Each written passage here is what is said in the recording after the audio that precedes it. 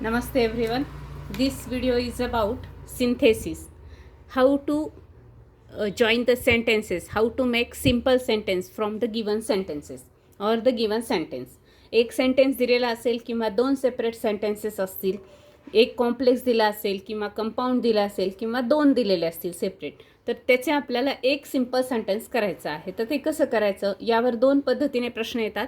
Combine the sentence to make simple sentence असं येऊ शकतं किंवा मेक सिंपल असाही क्वेश्चन येऊ शकतो. मग आता ते सिंपल करण्याचे जे काही प्रकार आहेत तर ते वन बाय वन आपण बघणार आहेत आणि त्याचे एक्झाम्पल बघणार आहेत. या व्हिडिओमध्ये सगळे सेंटेन्स दिलेलं जे कॉम्प्लेक्स असू शकतं, कंपाऊंड असू शकतं किंवा दोन सेपरेट सेंटेन्सेस असू शकतात, पण त्या सगळ्याचे आपल्याला सिंपल करायचे आहेत. मग सिंपल आपण कसं कसं करू शकतो हे फक्त आपण या व्हिडिओमध्ये बघणार आहेत. मेक कंपाऊंड, मेक कॉम्प्लेक्स हे आपण नंतरच्या व्हिडिओत बघणार आहेत. First is by using present participle or I N G form. Present participle म्हणजेच काय, verb plus I N G किंवा आय एन जी फॉर्म म्हणजे हॅविंग, बीइंग हे शब्द वापरणे. तर हे शब्द यूज करून आपण काय करू शकतो, सिंपल सेंटेन्स तयार करू शकतो. कसं, Ram finished his work and went home. आता हे दिलेलं सेंटेन्स कंपाऊंड आहे कारण फिनिश्ड आणि वेंट असे दोन व्हर्ब आलेले आहेत. अँड हे कॉर्डिनेटिंग कंजंक्शनने जोडलेले आहेत. दोन क्लॉज आहेत, इंडिपेंडंट क्लॉज आहेत, म्हणून हे कंपाऊंड सेंटेन्स आहे.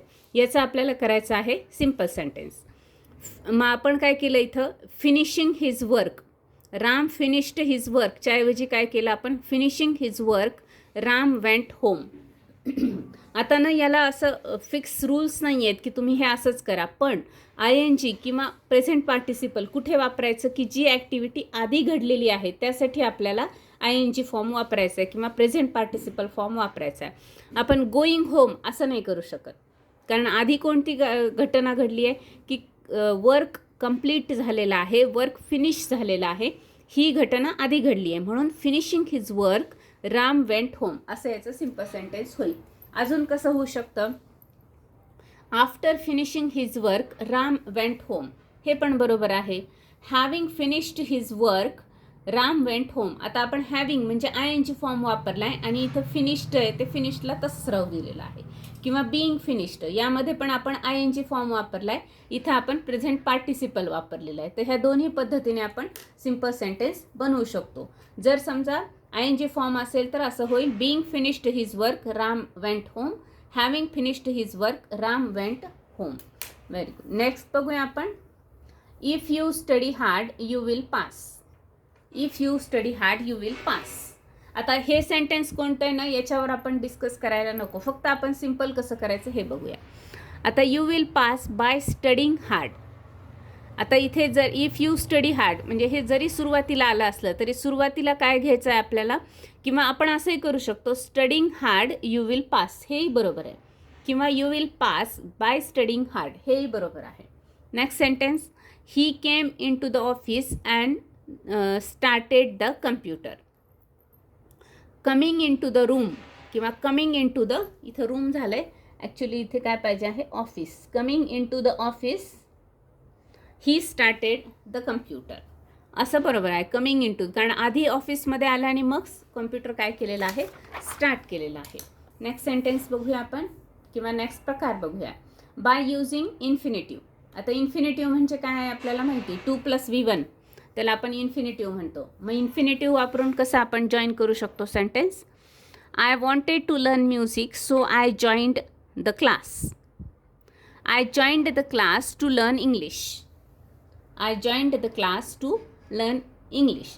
आता इथं ॲक्टिव्हिटी झालेली नाही आहे, इथं काय विचारलं आहे, पर्पज विचारलेला आहे, म्हणून आपण इन्फिनिटिव्ह वापरू शकतो. कारण एक ॲक्टिव्हिटी आधी आणि नंतर असं असतं तर मग आपण काय वापरू शकतो, प्रेझेंट पार्टिसिपल म्हणजेच I N G form. If you want to be rich work hard. Work hard to be rich.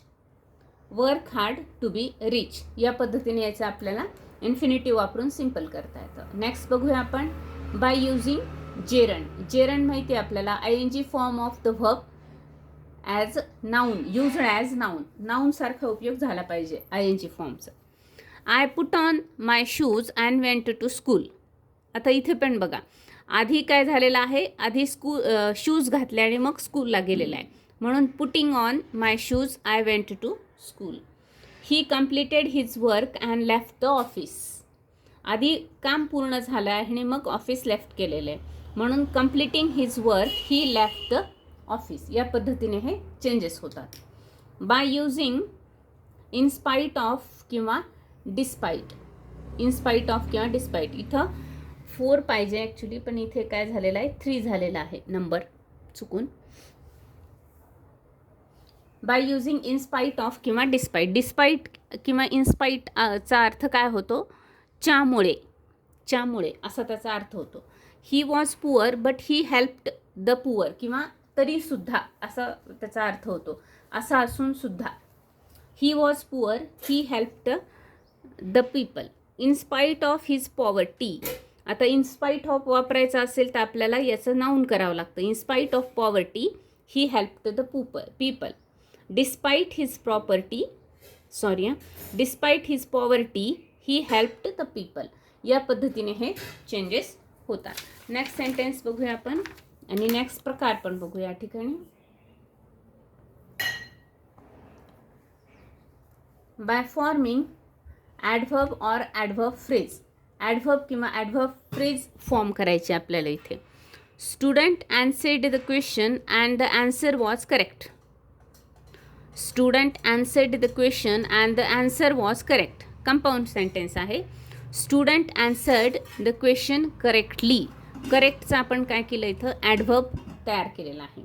He was in hurry. He was walking fast. He was hurriedly walking fast. हरीचं आपण काय केलं या ठिकाणी हरिडली असं adverb तयार केलेलं आहे. By using besides. By using besides. He is a doctor as well as a singer. Besides doctor he is a singer. किंवा she is teacher she is an actress. Besides teacher she is an actress. म्हणजे आपण 2 जे वाक्य होते त्याचं एकच वाक्य या ठिकाणी म्हणजे सिम्पल तयार केलेलं आहे. नेक्स्ट बघूया आपण. By using verb plus I N G with preposition. Verb plus I N G पण असलं पाहिजे आणि प्रेपोजिशन पण असलं पाहिजे. He left the office he did not take documents. He left the office without taking documents. Without हे preposition आणि verb plus I N G त्याच्यासोबत आलेलं आहे. I heard the news and I was surprised. On hearing the news I was surprised. हर्डचं काय केलं आपण on hearing. On hearing इथं having, hearing, being heard असं नसतं आलं. ऑन हिअरिंग द न्यूज, कारण न्यूज ऐकल्यानंतर मी सरप्राईज झालेलो आहे म्हणून. ठीक आहे. आणखी काही प्रकार बघूया आपण. By using words like on account of, because of, due to, in addition to हे शब्द पण आपल्याला वापरता येतात. जसं he got first class because he worked hard. He got first class because he worked hard. मग आता इथं बिकॉज आहे म्हणून आपण काय करणार आहे तिथं आपण ऑन अकाउंट ऑफ च्यामुळे. बिकॉज म्हणजे कारण. On account of his hard work he got first class. त्यानंतर नेक्स्ट बघूया. She will not come today she is ill. Because of her illness she will not come today. इथं because of वापरले. आता आपण एवढे प्रकार बघतोय, अजूनही 2-3 आहेत. मग कोणत्या ठिकाणी काय वापरायचं हे कसं लक्षात येईल, तर हे फक्त प्रॅक्टिसमुळे लक्षात येतं. जितकी जास्तीत जास्त आपण प्रॅक्टिस करू तितक्या तसं आपल्याला लवकर लक्षात यायला लागतं की कोणत्या ठिकाणी आपण कोणत्या प्रकाराने त्याचं सिम्पल करणार आहोत. याच्यासाठी कुठलेही ठोकताळे नाही आहेत की हे आलं की तुम्ही हे करा असं काही सांगता येत नाही. He got certificate he got cash. In addition to certificate he got cash. In addition to certificate he got cash. आता या ठिकाणी असं पण येऊ शकतं besides certificate he got cash. हे पण बरोबर आहे. म्हणजे इन ॲडिशन टू असं म्हणायलाच पाहिजे असं नाही, पण हे जास्त सेन्सिबल होतं कारण इन ॲडिशन टू म्हणजे सर्टिफिकेट प्लस कॅश या पद्धतीने. हे दोन्ही इक्वल नाही आहे. सर्टिफिकेट आणि कॅश इक्वल नाही आहे. याच्यात ॲडिशन झालेली आहे ते म्हणून इन ॲडिशन टू आपण वापरलेलं आहे. By using prepositions. कधी कधी प्रिपोजिशन्स पण वापरावे लागतात. I believe that she is honest. I believe in her honesty. इथं काय केलं आपण इन वापरले आहे. इन हर आणि ऑनेस्टचं आपण ऑनेस्टी असं केलेलं आहे, नाऊन केलेलं आहे. My mother insisted that I should join the class. My mother insisted on my joining the class. On प्रिपोजिशनचा आपण या ठिकाणी यूज केलेला आहे. यामध्ये थोडंसं कमी जास्त होऊ शकतं. अकॉर्डिंग टू मिनिंग आपल्याला ते ठरवावं लागेल की कोणत्या पद्धतीने आपण त्याचं सिम्पल सेंटेन्स करणार आहोत. By using a noun or a phrase in apposition. नाऊनसुद्धा वापरता येतं, त्यालाच आपण काय म्हणतो, a phrase in apposition. There was a king, his name was Shivaji Maharaj. There was a king named Shivaji Maharaj. There was a king named Shivaji Maharaj. The questions will be asked which are based on facts. The questions will be asked which are based on facts. The factual questions will be asked. The factual questions will be asked. असं त्याचं simple होईल. This is my friend whose name is Alka. This is my friend, Alka. या पद्धतीने आपण noun वापरू शकतो. आशा began to sing when she was a child. आशा इथे चुकून लता झालं, आशाचं लता झालं आहे. इथे आशा लिहायचं आहे. Asha began to sing when she was a child. Asha began to sing from her childhood. आपण चाइल्डहूड हा शब्द या ठिकाणी घेतलेला आहे, चाइल्डच्या ऐवजी नाऊन केलेला आहे त्याचं. The cow provides milk. Milk is a valuable food. The cow provides a valuable food, milk. या पद्धतीने हे चेंजेस होतात. सिम्पल करण्यासाठी याची जास्तीत जास्त आपल्याला प्रॅक्टिस करायची आहे. लास्ट सेंटेन्स बघूया.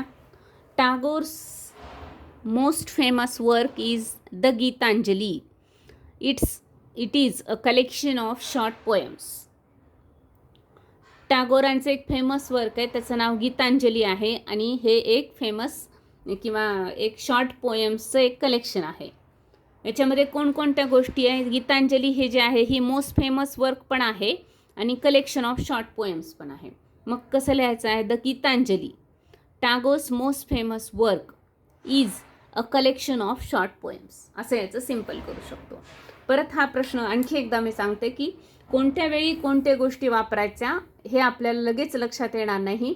जास्तीत जास्त सेंटेन्सेस आपणच टेक्स्टबुकमधनं काय करायचे आहेत, शोधून काढायचे आहेत की हे कॉम्प्लेक्स आहे, हे कंपाऊंड आहे आणि मग त्याचं आपण सिम्पल कसं करू शकतो. हे वाईस वर्सा पण असतं. आत्ता आपण काय केलं, सिम्पल केलं. मग आता सिम्पल दिलेलं असताना त्याचं आपल्याला कॉम्प्लेक्स किंवा कंपाऊंड करायचं असतं. हे पण येऊ शकतं परीक्षेला. फक्त मेक सिम्पल असं थोडं येतं. नेक्स्ट व्हिडिओमध्ये आपण बघणार आहेत की मेक कंपाऊंड आणि नंतरच्या व्हिडिओमध्ये मेक कॉम्प्लेक्स. तर हे कसे करायचे ते वाईस वर्सा असतात. मग हे कसे चेंज करायचे याच्यासाठी आपण साधारणतः 100 ते 150 एक्झाम्पल्स जेव्हा सोडू तेव्हा ते आपल्याला कायमस्वरूपी लक्षात राहील. मग आपल्याला परत त्याकडे बघायची गरज नाही. Today's proverb is who neglects learning in his youth loses the past and is dead for the future. Who neglects learning in his youth. जर आपण आपल्या शिकण्याच्या वयामध्ये जर शिकण्याकडे दुर्लक्ष केलं तर आपण आपला पास्ट पण घालवलेला असतो आणि येणारा फ्युचर पण आपण डेड करून टाकलेला असतो. त्यामुळे आपण शिकण्याच्या वयात फक्त शिकण्याचं काम मनापासून आणि प्रामाणिकपणे केलं पाहिजे. थँक्यू. भेटूया आपण नेक्स्ट व्हिडिओमध्ये.